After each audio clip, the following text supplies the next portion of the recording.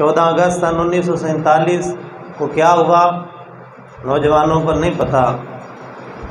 हमारा नौजवान अपनी मोटरसाइकिल का सलेंसर निकाल के सड़कों पे आवारागर्दी करके और जितनी बेहूदगी हो सकती है वो करके, जब उससे पूछा जाए ये क्या कर रहे हो तो वो कहता है जी 14 अगस्त मना रहे हैं। 14 अगस्त मनाने का ये कोई तरीका नहीं है, ये तो अल्लाह रब्बुल इज़्ज़त के शुक्र अदा करने का दिन है कि मौलाए पाक का इस खित्ते के मुसलमानों पे ख़ास करम हुआ। और फिर ऐसे नहीं हुआ, वो किसी ने कहा था इस्लाम ज़िंदा होता है हर करबला के बाद। बड़ी कुर्बानियाँ।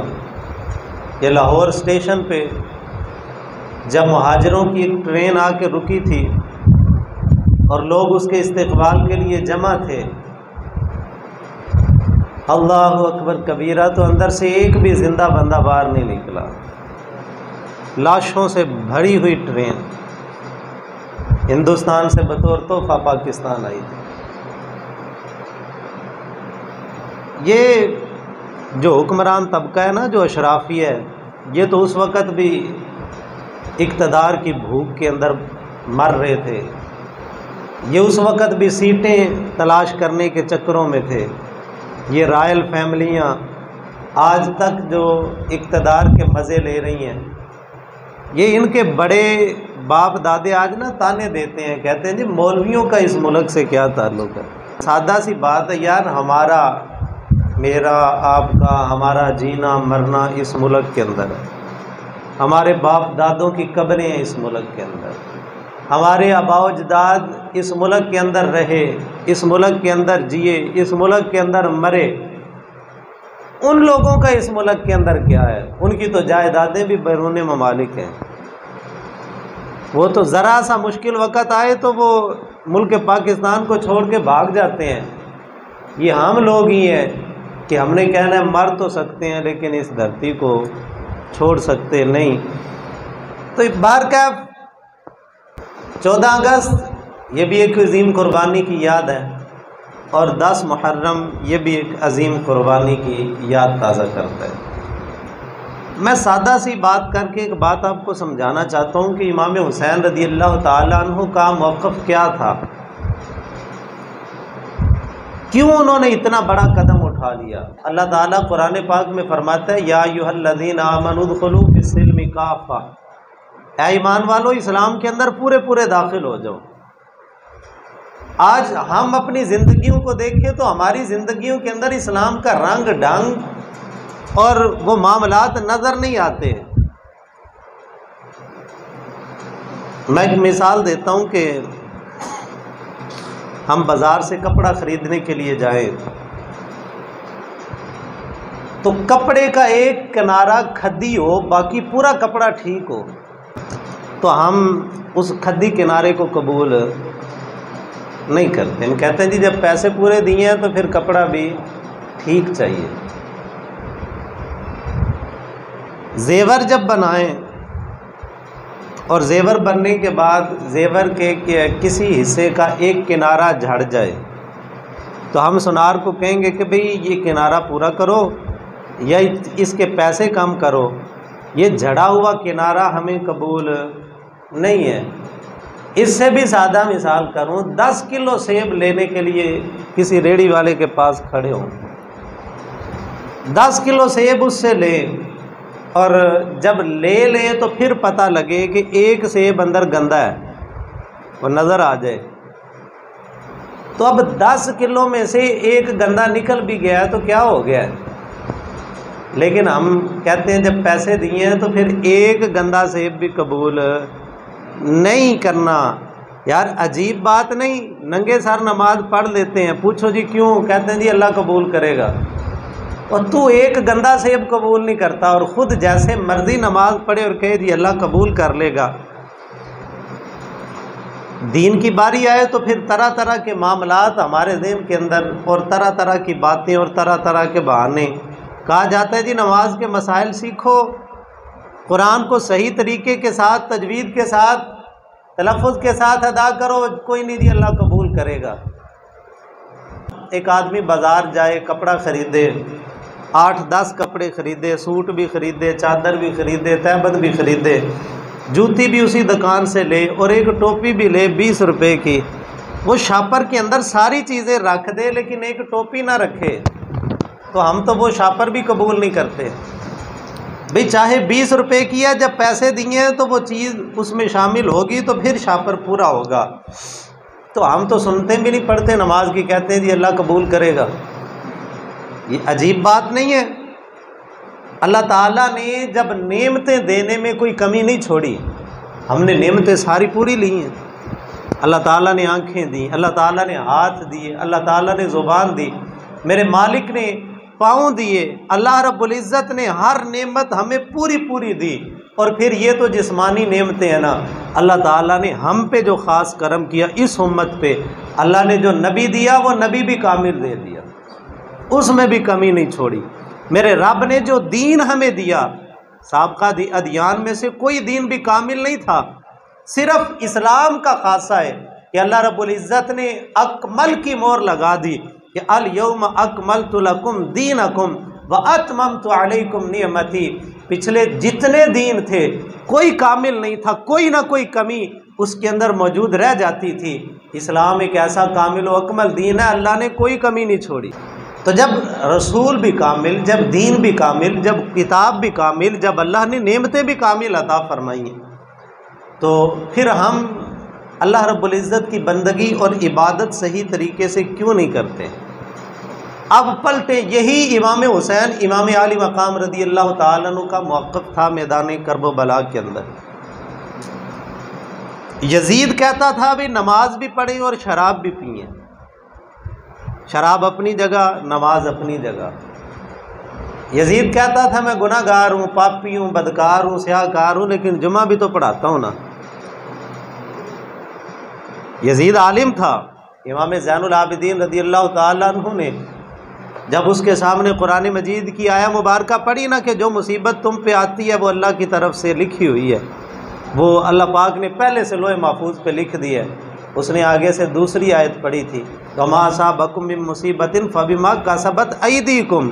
ऐ ज़ैनुल आबिदीन इतनी बातें मुझे कुरान ना सुनाओ, मैं भी कुरान जानता हूँ। अल्लाह कुरान में ये भी कहता है मुसीबत जो आती है वो अपने हाथों की वजह से आती है। माज़ अल्लाह उसने तान किया, उसने कुरान को गलत अंदाज के अंदर जो अगरचे पेश किया इमाम ज़ैनुल आबिदीन के अंदर, ये उसकी ख़यानत थी, बददयानती थी। लेकिन मैं ये अर्ज़ कर रहा हूँ कि वो आलिम था, कुरान जानता था, कुरान का हाफिज़ था, कुरान का कारी था, जुम्मे की नमाज़ पढ़ाया करता था, दमिश्क की जामे मस्जिद का ख़तीब था। ये सारी सलाहियतें उसके अंदर थीं। और फिर आज तो पीर का बेटा कहता है जी मुझे कोई कुछ ना कहे, मैं दाढ़ी रखूँ या ना रखूँ जी मैं पीर का बेटा हूँ, मैं नमाज पढ़ूँ या ना पढ़ूँ जी मैं पीर का बेटा हूँ, मेरी औरतें पर्दा करें या ना करें मैं पीर का बेटा हूँ, हम अपनी शादियों पे कंजरियाँ नचाएं जी क्या हो गया, हम पीर के बेटे हैं, हमें किसी को जुर्रत नहीं होनी चाहिए हमें कुछ कहे, हम फलानों की औलाद हैं। भाई यजीद भी तो अमीर माविया की औलाद था, ये सगा बेटा था उनका, लेकिन इसके बावजूद इमाम आली मकाम रदी अल्लाह ताला अन्हु ने वाज़े मौक़िफ़ ये पेश किया कि अगर अमीर माविया जो है वो ठीक थे तो मैंने भी, मेरे बड़े भाई ने भी उनके हाथों पे बैत कर ली।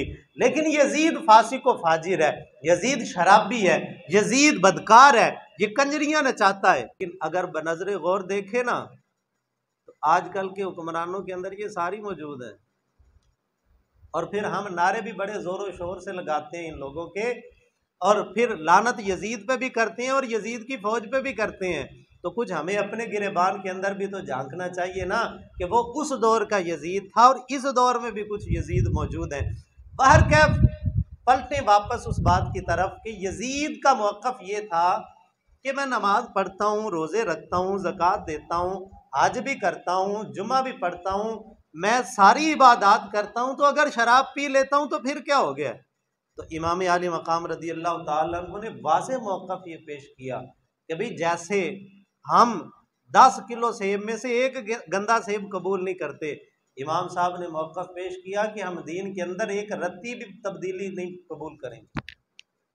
पूरा पूरा ए यजीद तुझे दीन के अंदर आना पड़ेगा, वगरना हुसैन इब्न अली तेरे हाथों पे बैत नहीं कर सकता।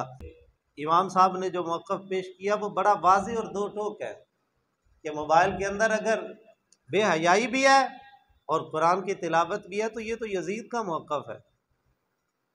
सैनमे के साथ अगर मस्जिद बना दी है तो ये तो यजीद का मौक़िफ़ है।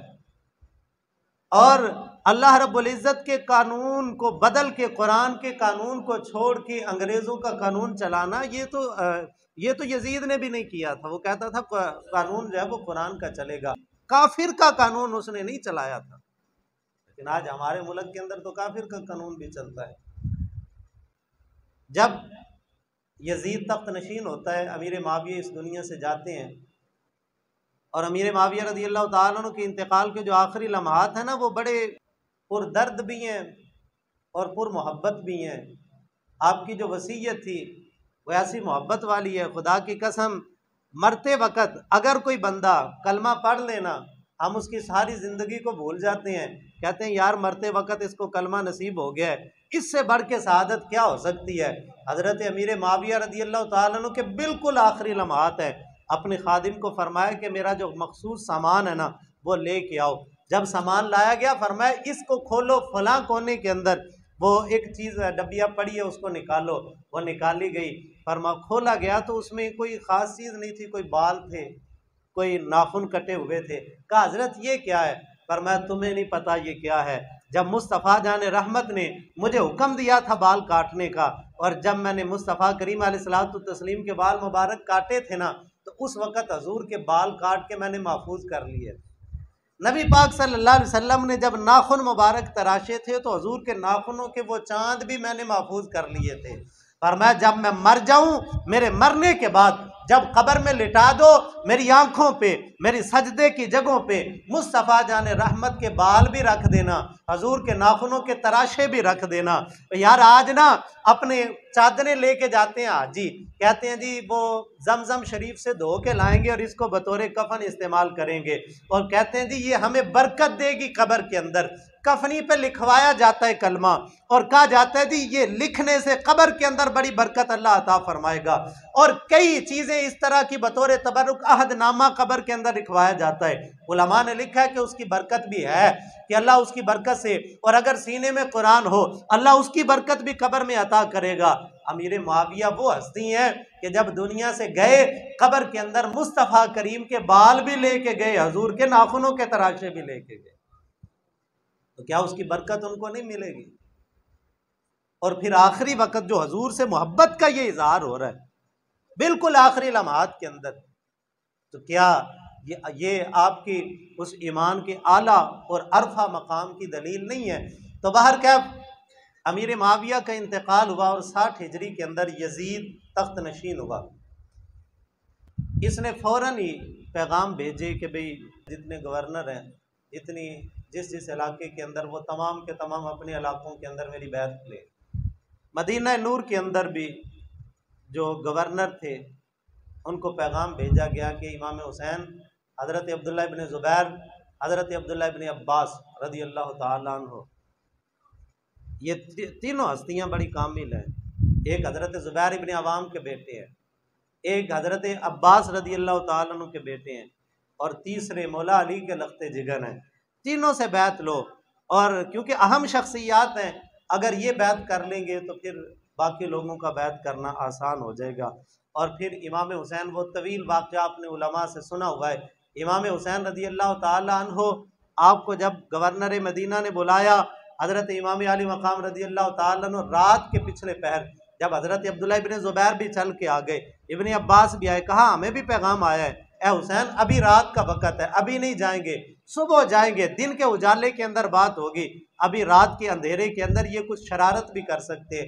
इमाम अली मकाम ने फरमाया जो करना है कर लें, मैं अभी जाता हूँ, तुम अगर नहीं जाना चाहते तो कोई बात नहीं, मैं अकेला ही चला जाता हूँ। फिर चंद साथियों को साथ लिया और फरमाया कि तुम बाहर खड़े रहना, अंदर मैं जाऊँगा और जाके बात करूँगा, अगर कोई फितने का ख़तरा हुआ तो तुम फिर अंदर आ जाना दीवारों को फलांग के। इमाम अली मकाम रज़ी अल्लाह तआला अन्हु आप गवर्नर मदीना के महल के अंदर तशरीफ़ ले गए, गुफ्तगू हुई, उसने वाज़े तौर पे कहा हज़रत अमीर माविया रदी अल्लाह ताला अन्हु का इंतकाल हो गया, यजीद तख्त नशीन हो गया और अब उसने मुझे पैगाम भेजा है कि हुसैन इब्न अली रदी अल्लाह ताला अन्हु से बैत लो, अगर नहीं करते तो उन पे सख्ती करो, तो आप मेहरबानी फरमाएं, आपका क्या हुक्म है। तो हज़रत इमाम हुसैन रदी अल्लाह ताला ने फरमाया मैं कोई मामूली बंदा नहीं हूँ जैसे रात के अंधेरे में छुप के बैत कर लूँ। दिन के वक़्त पूरे मदीने वालों के सामने बात करना, अगर मदीने के लोग बैत करेंगे तो फिर हम भी सोचेंगे। तो इमाम गवर्नर मदीना चूँकि अहले बैत तार से मोहब्बत रखता था, उन्होंने कहा ठीक है हज़रत आप जाएं, मैं संभाल लूँगा।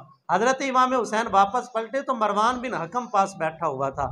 ये कहने लगा, इसने कहा कि ए गवर्नर मदीना, अभी इमाम हुसैन हमारे काबू में है, अगर ये बाहर निकल गए तो फिर हमारे बस से बाहर हो जाएंगे, फिर हमारे काबू में नहीं आएंगे। मैं यजीद को लिख दूंगा और अभी इनको पकड़ो, ज़बरदस्ती इनसे बैत लो, बैत करें तो ठीक, वगरना इनका सर कलम कर दो। हज़रत इमाम हुसैन रदी अल्लाह ताला अन्हु वहीं से वापस पलटे। पाक अली का शेर जब मदीने के गवर्नर हाउस के अंदर ललकारा तो उस गवर्नर हाउस की दरो दीवार भी कांपने लगे, क्योंकि दीवारें हिलती रहती हैं, कभी दर कांप जाता है। अली का नाम सुन के अब भी खैबर कांप जाता है। जिसके बाप खैबर का दर्रा उखाड़ दिया करते थे, उनके बेटों की जुर्रत और शुजात और बहादुरी और उनकी ललकार से मदीने की गवर्नर हाउस के दरो दीवार कांप रहे थे। हजरत मौला अली शेर खुदा का शेर वापस पलटा, फरमाया मरवान बिन हकम और फलानी के बेटे, तेरी ये जुर्रत कैसे हुई कि तू ये कहे कि मुझे कत्ल करेगा, तू मुझे कत्ल करेगा, तेरी जुर्रत है? फरमाया हम वो हैं जिस घर के अंदर अल्लाह वही उतारता रहा। मेरा घर वो घर है कि जिसकी माँ की चक्कियां अल्लाह के फरिश्ते चलाते रहे। और मरवान बिन हकम, तू अपना नसब भी तो बयान करना, तू किसके बारे में इतनी दीदा दहनी कर रहा है? तो मरवान बिन हकम खामोश हो गया। इमाम आली मकाम रदी अल्लाह ताला अन्हु गवर्नर हाउस से रात के पिछले पहर वापस पलटे, घर गए। अहले बैत अतार के जितने अफराद, बीबियाँ, मर्द, खवातीन मौजूद थे, सबको इकट्ठा किया, क्योंकि बड़े तो अब आप थे, इमाम हसन के बाद आप बड़े थे। सबको इकट्ठा किया, फरमाया कि भाई मामला सूरत हाल नाजुक हो गई है, अब रसूलुल्लाह के शहर के अंदर हुसैन इब्न अली का रहना मुनासिब नहीं है। अगर मैं यहाँ पे रहा तो फिर रसूलुल्लाह के शहर के अंदर तलवार खींचनी पड़ेगी, और मैं नहीं चाहता मेरे नाना का शहर मेरे खून से रंगीन हो, या मैं इस शहर के तकद्दुस को पामाल करूं। मैं मदीना नूर छोड़ के चला जाऊंगा। यार अपना मुल्क, अपना मोहल्ला, अपना इलाका छोड़ना कोई आसान नहीं होता, ये बड़ा मुश्किल मामला होता है, बड़े कठिन लम्हात होते हैं। ये किराए पे लोग आते हैं ना, कोई 2-4 साल वहाँ पे रहते हैं, 2-4 साल के बाद जब किराए का मकान छोड़ना पड़ता है तो फिर उनकी कैफियत दीदनी होती है। उनके बच्चे दीवारों को बार बार तकते हैं, उनके बच्चे जो है वो बार बार दरवाजे तक जाते हुए पलट पलट के देखते हैं। वो ये तो आम दुनिया के मकान है, और फिर किराए का मकान हो तो किराएदार भी जाते हुए उसके दिल को तकलीफ होती है। और अगर जाती मकान हो, वो बिक जाए, उसको छोड़ना पड़ जाए या कभी हिजरत करनी पड़ जाए। ये पूछें 1947 के अंदर जिन लोगों ने हिजरतें की थी, जो अपने बस्ते जब वो बने बनाए मकान वहां पे छोड़ के आए थे, जो अपनी फसलें, अपनी जायदादें, अपने घर बार सब कुछ छोड़ के एक जो है वो मुल्क पाकिस्तान की खातिर, कि पाकिस्तान का मतलब क्या, ला इलाहा इल्लल्लाह, इस कलमे के नाम पे उन्होंने अपना घर बार छोड़ा था। पूछो उन बुजुर्गों से जाके उन्होंने किस कलेजे के साथ अपने घर बार छोड़े थे। ये कोई आसान काम है अपना घर छोड़ना? ये बड़ा मुश्किल और कठिन लम्हा है। और वाह हुसैन इब्न अली, तूने कोई आम शहर नहीं छोड़ा, हुसैन इब्न अली ने वो शहर छोड़ा है जो रसूलुल्लाह का शहर था, जो मदीना रसूल है। वहां पे तो आम बंदा चंद दिन रहने के लिए चला जाए तो जब मदीने से वापसी का नज़ारा होता है ना, वो सियाने कहते हैं कि मक्के पे पहली नज़र बड़ी मुश्किल होती है और मदीने पे आखिरी नज़र बड़ी मुश्किल होती है। हमने बस के अंदर लोगों को बस के पाए पकड़ के रोते हुए देखा है, लोग बिलखते हैं, हाथ अपनी आंखों पे रख रख के रोते हैं, आहो जारी होती है, लोग तड़पते हैं मदीना छोड़ते हुए, हालांकि उनका बचपन भी मदीने में नहीं गुजरा, हालांकि उन्होंने वक्त भी वहां पे नहीं गुजारा, लेकिन रसूलुल्लाह के शहर की कशिश, उसकी मोहब्बत ही ऐसी है। लेकिन हुसैन इब्न अली तो वो थे जिन्होंने बचपन भी रसूलुल्लाह के शहर के अंदर गुजारा, इसी मदीने के अंदर गुजारा, और फिर यही वो शहर था जहां रसूलुल्लाह के कंधों पे सवार हुआ करते थे, जहां मेरे मुस्तफ़ा इनको उठा के इनसे मोहब्बत किया करते थे, और यहीं पे इमाम हुसैन की वालिदा माजिदा का मज़ार मुबारक था। और इसी मदीना नूर के अंदर हजारों यादें इनकी बचपन से लेकर जवानी तक की वाबस्ता थी। लेकिन इमाम हुसैन रज़ी अल्लाह तआला अन्हु ने मदीना नूर जैसा वतन इस्लाम की खातिर कुर्बान करके बता दिया। वो इकबाल ने इसी की तर्जमानी की थी ना, अगर मुल्क हाथों से जाता है जाए तू अहकाम हक से न कर बेवफाई। पर मैं सारी दुनिया रूठती है, मुल्क छूटते हैं छूट जाए। और पाक हुसैन ने यही तो बताया ना, फरमाया कि दीन इतनी आला चीज़ है, अल्लाह रब्बुल इज़्ज़त का कुरान इतना ऊंचा रुतबा है इसका, और इतनी आला शान है कि मैं इसकी खातिर मदीने जैसा वतन कुर्बान कर रहा हूँ। मदीने जैसा वतन इमाम हुसैन रज़ी अल्लाह तआला अन्हु ने इस दीन की खातिर कुर्बान किया। इमाम हुसैन रज़ी अल्लाह तआला अन्हु मदीना नूर से हिजरत फरमाते हैं, मक्के की तरफ रवाना होते हैं अपने अहलो अयाल समेत। इमाम हुसैन रज़ी अल्लाह तआला अन्हु का हज के अय्याम तक आपका क़याम मक्का पाक के अंदर रहा। रमज़ान शरीफ ही था जब पता लगा, लोगों को खबर फैल गई कि इमाम हुसैन मदीना नूर से हिजरत करके मक्का पाक आ चुके हैं। पूरी इस्लामी रियासत के अंदर ये बात फैल गई, और कूफा ये वो शहर था कि जिसके रहने वाले खुद को, ये वाज़े बात, कोई ढकी छुपी बात नहीं, वो खुद को शियाने अली कहा करते थे। कहते थे हम अली पाक का गिरोह है, शिया मतलब गिरोह कहते हैं ना, तो कहते थे हम मौला अली का गिरोह है, हम अली पाक के चाहने वाले हैं। और अजीब चाहने वाले थे, मौला अली की शहादत के अंदर भी इनका किरदार था। अजीब चाहने वाले थे, इमाम हसन पाक को जहर देने के अंदर भी इनका किरदार था। अजीब चाहने वाले थे कि इमाम हसन पाक के साथ उस वक़्त इन लोगों ने बेवफाई की जब ऐन जंग का मैदान सजा हुआ था। अजीब इनकी मोहब्बत के दावे थे कि इमाम हुसैन पाक को भी बुला के इन लोगों ने बेवफाई का वो मुजाहरा किया कि रहती दुनिया तक इन पे लानतें बरसती रहेंगी। माह रमज़ान शरीफ के अंदर पहला ख़त इमाम अली मकाम को आया, और उसकी तहरीर की जो सादा सा तर्जमा है वो यही था, क्या इमाम हुसैन रज़ी अल्लाह तआला अन्हु, हम आपके अब्बा जी के चाहने वाले हैं, हम नहीं चाहते कि हम यजीद के हाथों पे बैत करें। नुमान बिन बशीर जो इस वक्त कूफे के गवर्नर हैं, आप मेहरबानी करें, अब आप आज आ जाएं, हम नुमान बिन बशीर को निकाल देंगे, हम इनकी बात नहीं करेंगे। बल्कि उन्होंने खतूत में लिखा था, हम तो जुमा उनके पीछे नहीं पड़ते, हम उनकी बात पे राजी नहीं है, आप जिस दिन तशरीफ लाएंगे हम आपके पीछे हैं। पहला खत आया। इमाम हुसैन रज़ी अल्लाह तआला अन्हु ने अपने जो करीबी थे उनसे मशवरा शुरू कर दिया, और फिर उसके बाद लगातार 1 महीने के अंदर 60 के करीब खतूत आए, और उन तमाम खतूत में ये तकाजा था कि हुसैन मेहरबानी करें, यहाँ पे तशरीफ लाएं, हम आपके हाथों पे बैत करने के लिए तैयार हैं। इमाम अली मकाम रज़ी अल्लाह तआला अन्हु ने लोगों को इकट्ठा किया, बुलाया, मशवरे शुरू हो गए। हज़रत अब्दुल्लाह इब्न ज़ुबैर ने भी कहा, हज़रत मेहरबानी करें ना जाएं, ये लोग बेवफा हैं, ये वफादारी नहीं करेंगे। हज़रत अब्दुल्लाह इब्न अब्बास ने मिन्नतें की, हज़रत मेहरबानी करें ना जाएं, ये बेवफा लोग हैं, इनकी बातों पे एतबार न करें।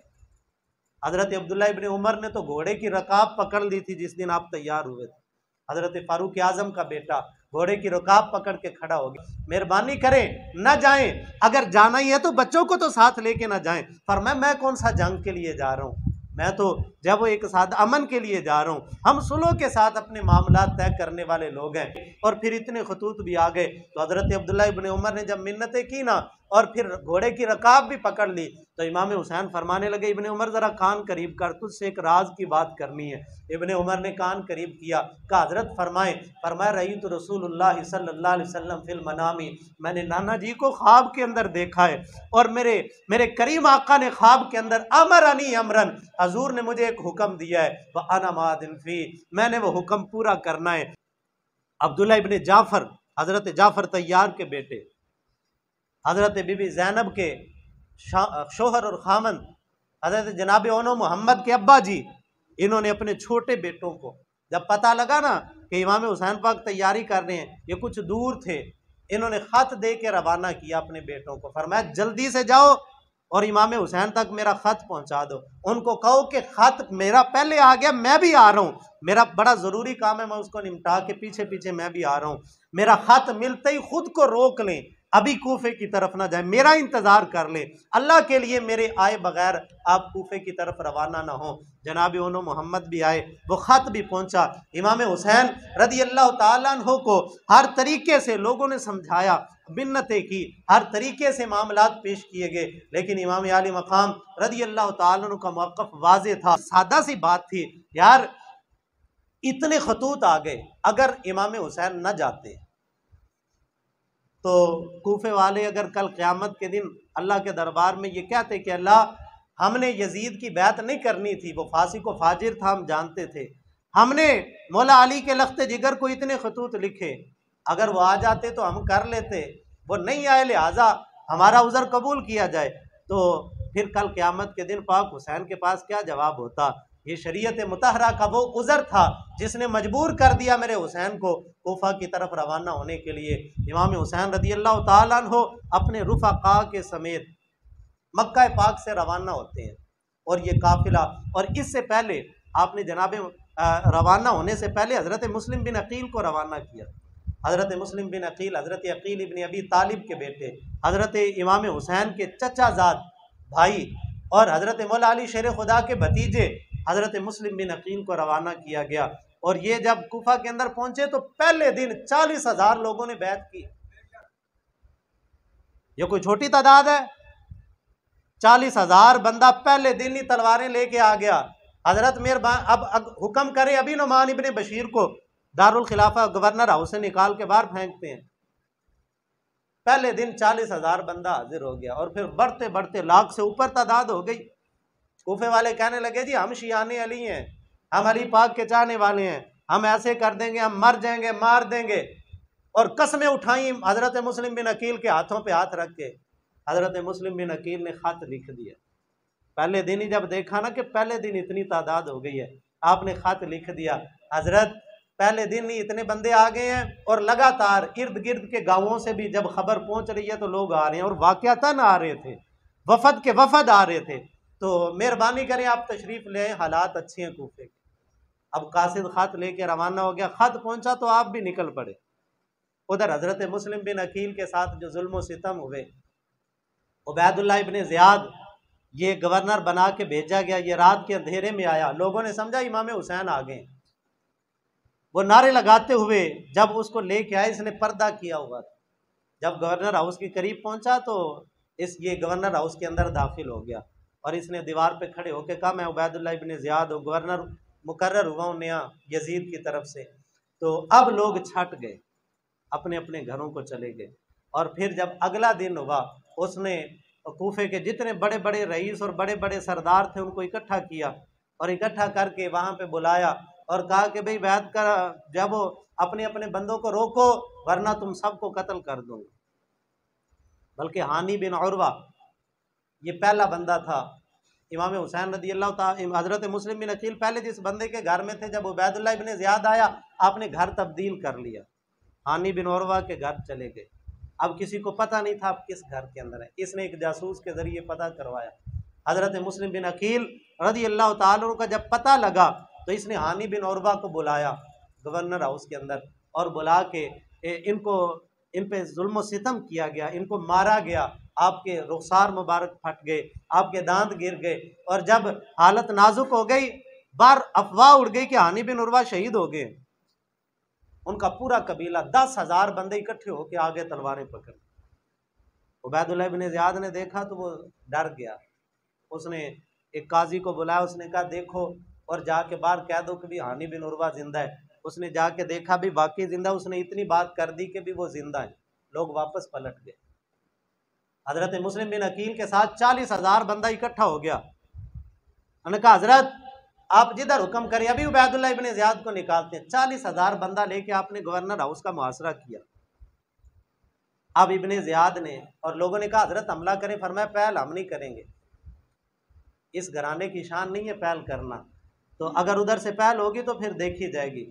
तो उसने ये चाल चली कि उसने जितने अंदर बंद किए हुए थे ना सरदार, उन सबको दारुल इमारत की दीवारों पे खड़ा किया। उन्होंने खड़े होकर तकरीरें शुरू कर दी, यजीद का लश्कर आ रहा है, तुम्हारे बच्चे भी मार देगा, ये कर देगा, वो कर देगा, बर्बाद हो जाओगे। जब इस तरह की तकरीरें सुनी ना तो फिर डटना बड़ा मुश्किल होता है, दीन पे कायम रहना बड़ा मुश्किल होता है। और हम तो कच्चे लोग हैं, कच्चा रंग ललारी वाला जेड़ा चढ़दा लैंदा रहंदा, इश्क तेरे दा रंग मोहम्मद चढ़ जाए फेर नहीं लैंदा। ये कूफे के शियाने अली और थे जो कहते थे कि हम अली पाक से मोहब्बत करते हैं। रंग जब उतरा ना तो फिर ऐसा उतरा, हजरत मुस्लिम बिन अकील जब फजर की नमाज पढ़ाई गवर्नर हाउस के बाहर तो 40,000 बंदा था। जब वो सरदारों ने निकल निकल के डराना शुरू किया, 10 बंदे इधर से गए, 20 उधर से गए, 100 उधर को गया, 200 इधर को चला गया। जब मगरिब की नमाज का वक़्त हुआ सिर्फ 50 बंदे पीछे खड़े हुए थे, और जो 50 पीछे खड़े हुए थे ना वो भी हाथ छोड़ के नमाज पढ़ रहे थे कि कहीं पता ना लग जाए कि भाई हम जब वो नमाज पढ़ रहे हैं हजरत मुस्लिम बिन अकील के पीछे। और फिर जब हजरत मुस्लिम बिन अकील जब नमाज शुरू की तो 500 बंदा था, जब मगरिब की नमाज का सलाम फेरा तो एक बंदा भी पीछे नहीं था। मोहब्बत के दावे करने आसान होते हैं, मोहब्बत अमली करके दिखाना बड़ा मुश्किल होता है। ये हजरत मुस्लिम बिन अकील ये सब भाग गए, एक बंदा भी पीछे ना बचा। और फिर तवील किस्सा, हजरत मुस्लिम बिन अकील को पकड़ के जब उबैदुल्लाह इब्ने ज़ियाद के सामने पेश किया गया और फिर वहाँ पे आपने जामे शहादत नोश किया, और आपने इब्ने साद को इतनी वसीयत की थी कि मेहरबानी कर पर्दे के साथ इमाम हुसैन को खबर पहुँचा दे कि कूफे की तरफ ना आए, लेकिन उसने इसमें भी ख़यानत की और उस वसीयत पे अमल नहीं किया। हालांकि मरने वालों की आखिरी ख्वाहिश पे तो काफिर भी अमल किया करते हैं, उसने इस वसीयत पे भी अमल न किया। और हज़रत इमाम हुसैन रदी अल्लाह ताला अन्हु, तो उसके बाद हज़रत इमाम हुसैन का एक कासिद आया, जनाब कैस उनका नाम था। ये जब कूफा पहुंचे तो पकड़े गए, रास्ते में ही पकड़े गए, कादसिया के करीब इनको पकड़ दिया गया, उबैदुल्लाह इब्ने ज़ियाद के सामने पेश किया। उबैदुल्लाह इब्ने ज़ियाद ने कहा गवर्नर हाउस की दीवार पे चढ़ जाओ और इमाम हुसैन के बारे में बद जुबानी करो, उनको गालियां दो तो तुम्हारी जान बख्श दूंगा वरना कत्ल कर दूंगा। तो हजरत कैस फरमाने लगे चल ठीक है मुझे चढ़ा। अब वो समझा कि ये डर गया है, लेकिन उसको पता नहीं था ये रसूलुल्लाह की आल के जो चाहने वाले होते हैं ना, ये कोई कूफे वाले थोड़े थे जो जान बचाने के लिए, जनाबे वाला 500 भी पीछे से भाग गया था, सुबह 40,000 थे और शाम को सारे भाग गए थे। ये मक्के से चलने वाले ये सहाबे रसूल के फैज़ याफ्ता थे, ये रसूलुल्लाह के सहाबा की कदमों की बरकत हासिल करने वाले वफादार लोग थे। हजरत कैस को उसने समझा था ये कूफे वाले हैं, गवर्नर हाउस की ऊंची छत पे दीवार पे खड़ा किया, लोग इकट्ठे कर दिए, लोगों इकट्ठे हो जाओ, हुसैन इब्ने अली का कासिद तुमसे कुछ कहना चाहता है। जब लोग इकट्ठे हो गए हजरत कैस ने दारुल खिलाफत की छत पे खड़े होकर फरमाया अय्युहन्नास अन्ना हाज़ल हुसैना, फरमाया लोगों सुन लो, ये हुसैन इब्ने अली तुम्हारे खतूत पे तुम्हारे करीब आने वाले हैं, और तुम जानते हो ये कौन है? हाज़ा खैरु खल्क़िल्लाह। इस वक्त पूरी रूए ज़मीन के लोगों का अगर वजन करोगे, सारी दुनिया के लोग तराजू के एक पलड़े में रख दो, हुसैन इब्ने अली का वजन फिर भी भारी होगा। ये तमाम मखलूक इस वक्त तमाम मखलूक में से आला व अफजल हैं, खैर खल्क हैं इस वक्त तमाम लोगों में से। तुमने खतूत लिख लिख के बुलाया, अब वो आ गए हैं, बस माउलहू वातिउलहू, उनकी बात को सुनो भी, उनकी फर्मा बरदारी भी करो। उबैदुल्लाह इब्ने ज़ियाद ने देखा, उसने कहा धक्का दो जल्दी इनको छत से, और फिर ऊंची जगह से उछाल के फेंका गया। और हजरत इमाम हुसैन के इस आशिक सादिक के जिस्म की हड्डियां भी बिखर गईं कूफे की गलियों के अंदर। और जब खबर पहुंची ना इमाम हुसैन को, हजरत मुस्लिम बिन अकील भी शहीद हो गए, हजरत कैस भी शहीद हो गए। इमाम हुसैन की आंखों में आंसुओं के मोती चमकने लगे, आंखों में आंसू आए। आंसू आना कोई बुरी बात नहीं है, हमारे सुन्नत व जमात का अकीदा ये नहीं है कि भाई बंदा रोए भी ना किसी के दुख के अंदर, आंसू रखना ये जायज़ है। और बल्कि ये तो हज़रत याकूब अलैहिस्सलातु तस्लीम की भी सुन्नत है। और अगर मैं आपको जब कुरान मजीद बुरहान रशीद के असलूब से एक बात समझा दूँ ना, तो ये सारा जो मामलात है निखर के आपके सामने आ जाएंगे। हज़रत जनाब याकूब अला नबीना अलैहिस्सलातु तस्लीम के भाई अब्बा जी के पास गए थे, अब्बा जी भेजें यूसुफ को हमारे साथ, पर मैं मुझे डर रखे कहीं भेड़िया ना खा जाए। कहने लगे अब्बा जी नहनु उस्बा, हम पूरी जमात हैं। कूफे वालों ने भी कहा था हम पूरी जमात हैं। तो उन 10 भाइयों ने भी कहा नहनु उसबा, हम पूरी जमात हैं। हमारे होते हुए यूसुफ को कोई भेड़िया छेड़ जाए, हम तो दरख्त को एक हाथ से पकड़े तो जड़ों समेत बाहर ही खाड़ देते हैं। हमारे होते हुए यूसुफ को कोई कैसे छेड़ सकता है। तो अब्बा जी भेजें। आपने कहा भी ठीक है ले जाओ। जब भाई लेके गए और असल मंसूबा तो और था, हजरत जनाब यूसुफ को कुएं के अंदर डाला और फिर खुद वापस पलटे। और जब पलटने लगे जनाब यूसुफ की कमीज इन्होंने उतार ली थी और कमीज उतार के उस कमीज को एक बकरी या बाज़ उलमा ने हरन लिखा है, बकरी या हरन का खून लगाया और लगा के अब जब वहां से कनान के अंदर दाखिल हुए ना, रात का वक़्त था, शाम इशा का करीब करीब वक़्त था। तो जब अपने मोहल्ले अपनी बस्ती के अंदर दाखिल हुए ना तो शोर मचाना शुरू कर दिया, हाय यूसुफ, हाय लुट गए हम, हाय बर्बाद हो गए। ये हा वाह करना, ये जो करते हैं ना जुल्म, ये उन्हीं लोगों का तरीका होता है। खुद जुल्म करते हैं और खुद यही तरीके अपनाते हैं। उन्होंने साथ वो कमीज भी पकड़ी हुई थी झूठा खून लगा के, आज भी झूठे खून लगाते हैं ना। और एक बुजुर्ग काल में दीन गुजरे हैं, उन्होंने ना एक बंदे से पूछा भी तुम ये छुरियां क्यों लगाते हो। वो कहने लगा भी पता नहीं इमाम हुसैन को इधर जख्म लगा, पता नहीं इधर लगा, पता नहीं इधर लगा, हम इस वजह से जिस्म के मुख्तलिफ हिस्सों पे जख्म लगाते हैं। उन्होंने कहा भी पता नहीं इधर लगा या नहीं लगा कोई पक्की बात नहीं, इधर लगा या नहीं लगा कोई पक्की बात नहीं, और इधर भी लगा या नहीं लगा कोई पक्की बात नहीं है, कभी लगा या नहीं लगा। पर एक जगह पे पक्की बात है कि इमाम हुसैन को जख्म लगा है। उन्होंने कहा जी वो किधर? उन्होंने कहा जी गर्दन पे। ओ कोई हिम्मत करो इथे फेरो जान छुटे साड़ी भी ते ताड़ी भी। भाई ये भाई पता नहीं इधर लगा है या किधर लगा है। भाई इधर तो पक्की बात है ना इमाम हुसैन की गर्दन तन से जुदा हुई है, तो भाई ये मेहरबानी करो थोड़ी सी शफकत करके इधर ही फेर लो ताकि ये रोला ही खत्म हो रोज रोज का। तो जो मैं ये अर्ज कर रहा हूँ कि खुद ये झूठे खून लगाना, वो जनाब याकूब के बेटे कमीज पे झूठा खून लगाया, हो हाय लुट गए बर्बाद हो गए। कनान के अंदर दाखिल हुए लोगों ने कहा खैर है की होया? कहने लगे कुछ ना पूछो बस लुट गए बर्बाद हो गए, बस कुछ ना पूछे। लोग हैरान भाई हुआ क्या है, इतना रो रहे हैं, इतना आहो बका कर रहे हैं। और कुरान के अल्फाज है, मैं ये जब कोई हवा में बात नहीं छोड़ रहा, अल्लाह कुरान में कहते हैं वजाऊ अबाहुम इशाई यबकून, इशा के करीब आए थे और यबकून आहो बका कर रहे थे। सिर्फ रोने को बका नहीं कहते, सिर्फ जो आंखों से आंसू जारी होते हैं ना उसको बका नहीं कहते, उसके लिए और लफ्ज़ अरबी के अंदर इस्तेमाल होता है। ये जो कुरान ने फरमाया ना यबकून, वो शोर भी मचा रहे थे, साथ धाड़े भी मार रहे थे, साथ तमाशे भी कर रहे थे। और फिर और यार खुदा की कसम, खुदा की कसम, यह अहले बैत तार से मोहब्बत है या दुश्मनी है कि उन पाक बीबियों की, जब वो आज की कमीनी औरतों को उन पाक बीबियों का नक्शा बना के और जो है वो गलियों के अंदर फिरा के हाथों के अंदर वो किस तरीके से और फिर नक्शा बनाया जाता है कि भाई इस तरीके से उनके साथ हुआ था।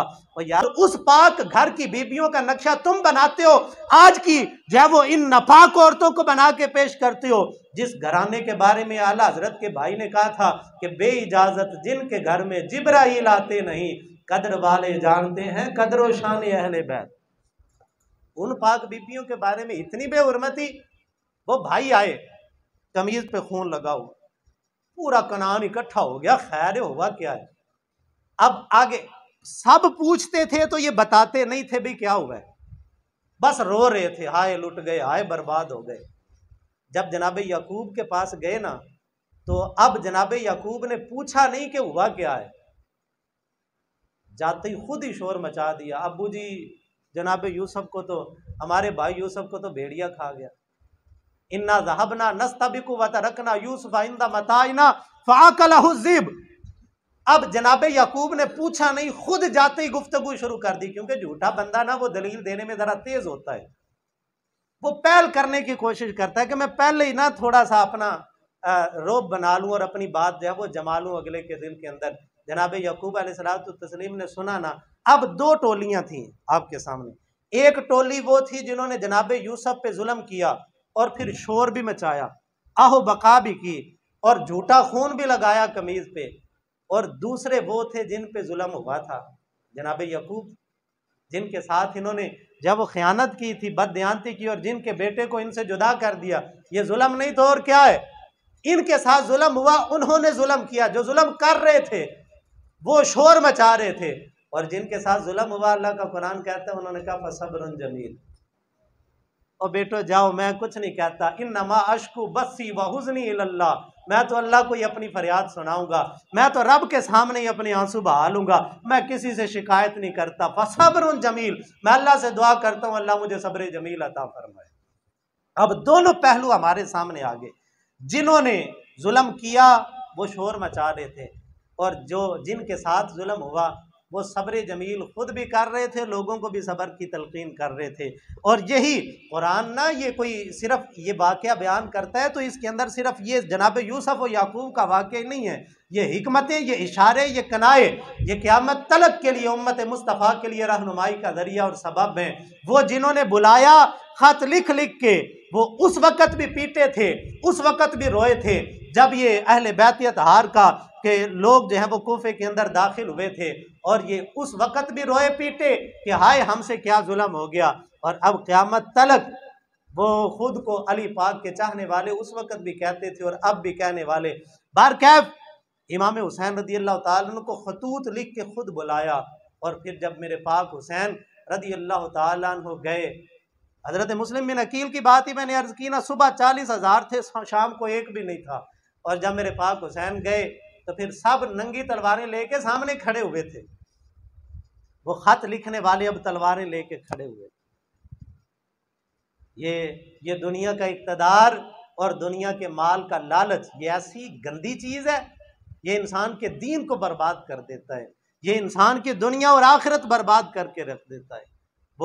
वो जो पाक हुसैन रदी अल्लाह ताला अन्हु की मोहब्बत के दावे कर रहे थे, वो नंगी तलवारें लेके मेरे पाक हुसैन के मुकाबले में खड़े हुए थे, और मेरे पाक हुसैन ने हुज्जत पूरी करते हुए खत भी दिखाए। फरमाया फलां बिन फलां तूने खत नहीं लिखा, और फलाने तू आज तलवार लेके खड़ा हुआ तूने खत नहीं लिखा। वो सर झुका लेते, और मेरे पाक हुसैन रदी अल्लाह ताला ने हुज्जत पूरी करके फिर सब कुर्बान किए, ओनो मोहम्मद भी कुर्बान किए, अली असगर की कुर्बानी भी दी। मेरे पाक हुसैन रदी अल्लाह ताला अन्हु ने अपने जवान बेटे अली अकबर को भी कुर्बान किया, अपने भतीजे जनाब कासिम की कुर्बानी भी दी। हज़रत अब्बास रदी अल्लाह ताला अन्हु, ये मौला अली का वो बेटा था जिसको देख के लोग कहते थे जिसने अली को देखना हो अब्बास को देख ले, ये शबीह मौला अली था। और हज़रत अली अकबर मेरे पाक हुसैन के वो लख्ते जिगर थे कि लोग कहते थे जिसने मुस्तफ़ा करीम की ज़ियारत नहीं की वो अली अकबर को देख ले। ये नक्शा मुस्तफ़ा है, ये रसूलुल्लाह की जब वो तस्वीर है इस दुनिया के अंदर, ऐसे बेटे मेरे पाक हुसैन ने कुर्बान किए, और पूरा घर बार अपने बच्चे सब कुर्बान करके मेरे पाक हुसैन रदी अल्लाह ताला अन्हु ने फिर अपनी जान भी कुर्बान की। और फिर जब अपनी जान कुर्बान कर दी तब भी हालत सजदा के अंदर अल्लाह रब्बुल इज़्ज़त की बारगाह के अंदर यही पूछ रहे थे, अल्लाहुम्मा रदन बिरदाइका, अल्लाह मैं तेरी रज़ा पे राज़ी हूँ, मौला मैं तेरी तकदीर पे शुक्र करता हूँ। अल्लाह तू बता तू भी हुसैन से राज़ी हुआ है कि नहीं हुआ? वो सब कुछ लुटा के भी अगर पाक, और हम क्या हैं? हमने अपने किरदार पे कभी गौर किया है कि हम क्या हैं? हमने दीन को दिया क्या है? और मैं यहाँ रुक के एक और बात अर्ज करूँ, बैत 3 किस्म की है, इमामत 3 किस्म की होती है। एक इमामत है ये मुसल्ले वाली, दूसरी इमामत और बैत होती है ये जो पीरों की करते हैं, ये रूहानी वलायत और रूहानी बैत होती है, और तीसरी बैत होती है ये जो तख्त और हुकूमत की बैत होती है। पाक हुसैन रदी अल्लाह ताला ने बताया कि बैत शराबी, जानी और बदकार की किसी सूरत जायज़ नहीं है।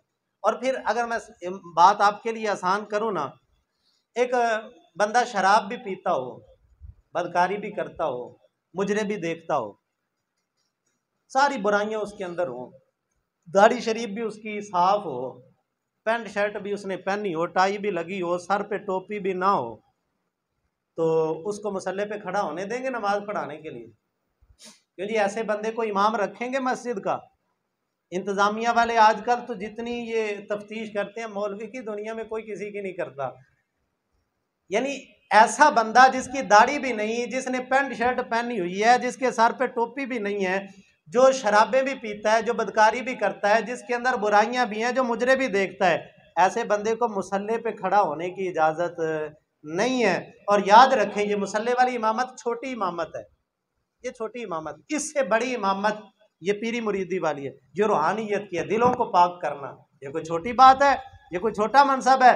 लेकिन पीर भी हम बेनमाजी भी कबूल कर लेते हैं, बेदाड़िया भी कबूल कर लेते हैं, मुजरे देखने वाला पीर भी कबूल कर लेते हैं, और कुत्ते लड़ाने वाला पीर भी हम कबूल कर लेते हैं। और फिर ये सारी बुराइयां जिसके अंदर हों, कहते हैं जी कोई नहीं, पीरां दी औलाद है, सैयद ज़ादा है, सिर्फ नसब को देख के उसकी बैत करना शरीयत इसको रवा नहीं रखती। सैयद का अदब गुनहगार भी हो, उसका खून रसूल की वजह से अदब, सैयद होने की वजह से अपनी जगह है। लेकिन बैत वाला मामला हो रहा है मेरे भाई, अगर मेरे अली शाह का बेटा या जनाबे वाला किसी ऊंची गद्दी का बेटा अगर वो आज अपने करतूत बुरे कर लेगा, वो अपने आबाओ अजदाद के रास्ते को छोड़ देगा, फिर ऐसे बंदे की बैत किसी सूरत जायज नहीं होगी। वो मेरे अली छोड़ गौसे जली का बेटा हो तब भी उसकी बैत जायज नहीं है, क्योंकि उसने उस रास्ते को छोड़ दिया जो रास्ता मेरे मुस्तफ़ा ने बताया था।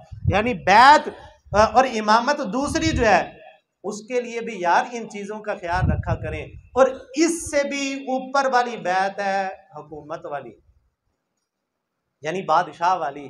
इस्लाम का बादशाह कैसा हो भाई? जब मौलवी हम दाढ़ी मुंडा और शराबी, जानी, बदकार और मुजरिम करने वाला नहीं कबूल करते, तो फिर हाकिम ऐसा कैसे हम कबूल कर लेते?